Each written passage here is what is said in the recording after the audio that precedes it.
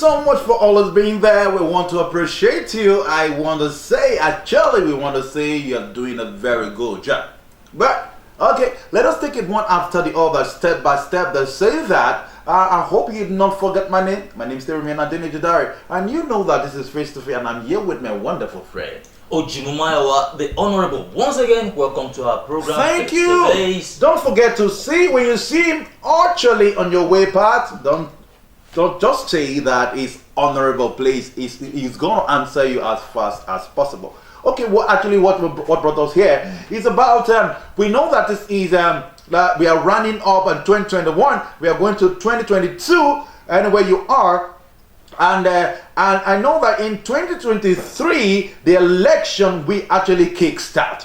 So, and a lot of political parties are actually laying ground their arms to know who is going to represent the club. I said the club, yeah. The party, I want to say. Sorry, the party looks like a club, but not like Arsenal and Chelsea. Sorry, and we know that a long time, actually in the middle of 2021, the APC and the PDP actually are doing their party rally and all that. And since things seems to be glary in the APC, yeah. Because over in the diaspora, we know that we have seen a lot of posters saying that the Jagaban Tinubu is going to be the right person for them to actually run as a presidential candidate.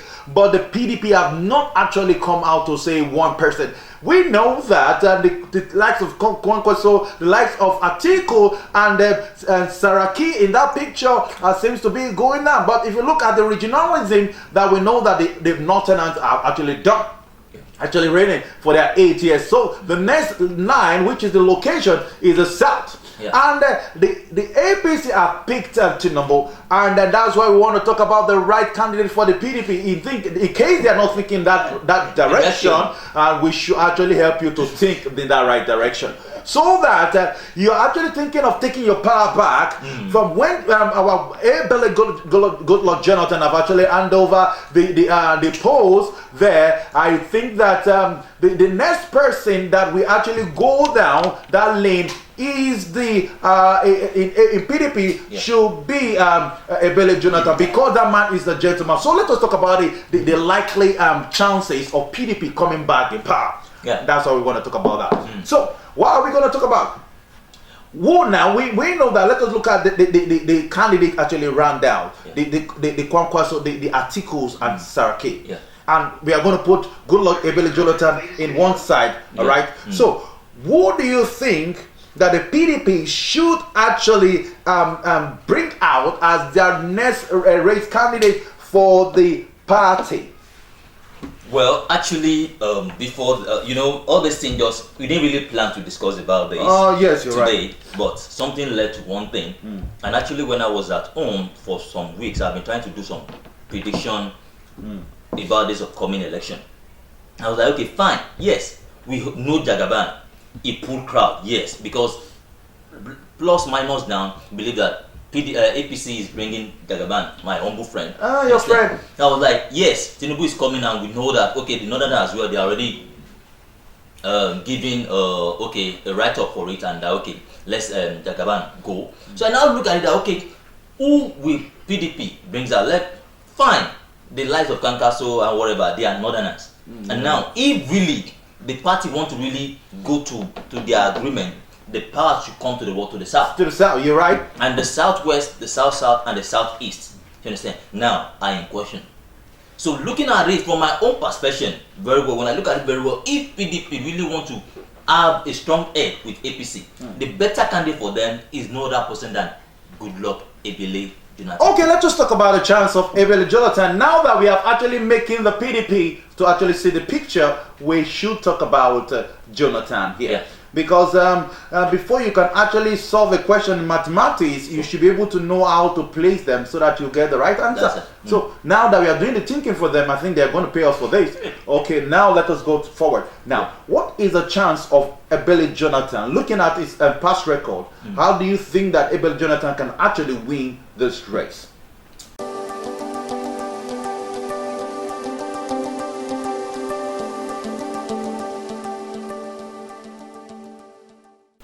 Well, when we look at it very well, starting from the first aspect is that Goodluck Jonathan is a democratic man.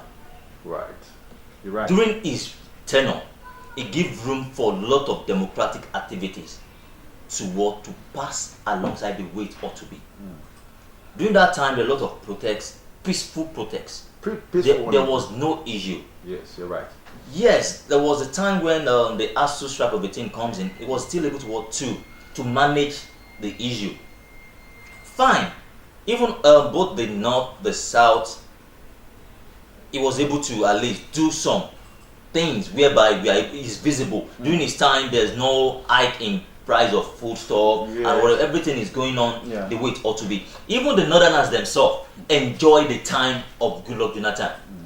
And that's the more reason why, even sometimes when they feel like, okay, they want to probe some things, somehow, they still leave Goodluck Jonathan out of the picture. Because he has been a good boy to them. So to say, I'm not disrespecting you, but at the same time, we are trying to just look at some prediction. At the same time, when we come to the Yoruba, that's the Southwest, as well, we enjoyed Jonathan. You're right. That was the more reason why, even when Yaradua passed on, and Jonathan had to come in, even the Yoruba as well voted for him because at least they believe in him. You understand? Same goes with the South and Southeast as well. So let's look at it now. If Jonathan should come in, based on a democratic man, based on the fact that he gives room for freedom of speech. There's nothing like hate speech during his time. Nothing like that. Nothing like that. Nothing So like that. during his time, there is no hike in food commodity to this extent. He's able to he put in place some lot of economic value whereby things are going on the way it ought to be. Around that time, we really enjoyed ourselves, not about now. So I believe if PDP really want to come back and challenge APC, the best candidate for them is Ebele Jonathan. Okay, now that you actually talked about it, and we are going to actually talk more about the chances of Goodluck Jonathan, because I think that we are going to talk about his last record. Yeah.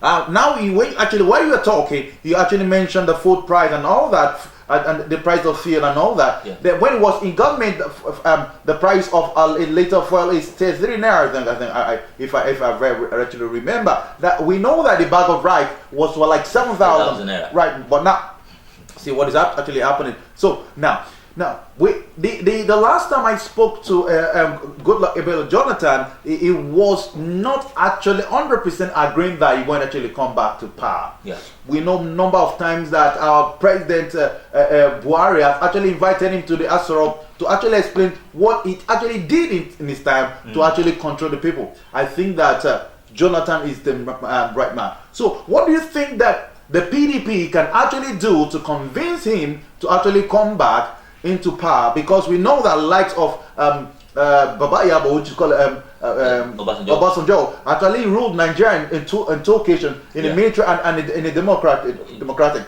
All right, and he can actually do that as well. Buhari actually did that as well. Sure. All right, and I think that Ebele Jonathan can actually do that. What do you think the PDP can actually do to actually convince Ebele Jonathan to actually come back to rule Nigeria? I think that we need a messiah right now. What do you think they can do better? Actually, on that regard, I believe that the PDP chieftaincy or the leaders, they know how to convince Goodluck Jonathan about it.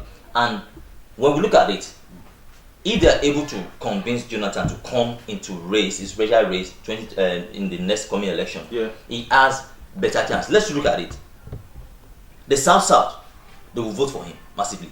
Yeah, right. The Southeast, the Igbo, because the Abga does not even go beyond Anambra. Yeah, just now they don't have a choice other than what Jonathan.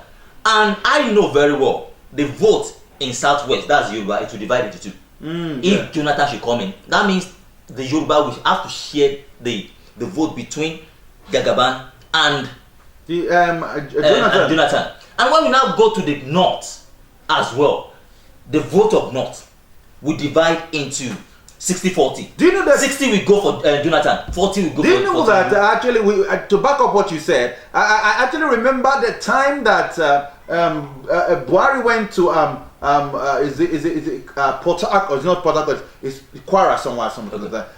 And when we actually was talking, a lot of Northerners were shouting Jonathan. Yeah. that they want Jonathan to come back. All right. So now I think that is good. I think that the PDP we listen to us and they know the right thing, because these two, if they should come back, it's going to be a big strong fight in the next election come 2023. Okay, we are going to round up right away. And I think that the PDP party, they're actually listening to us, and they should do the right thing if they really want to actually win the next election and want the power back at all costs, because we know that the PDP are planning so strongly to actually come back. They tried in Lagos, they know that they could not actually win, but I think they will actually do well when they bring in Goodluck Jonathan. We are going to be closing the show and say bye-bye for now.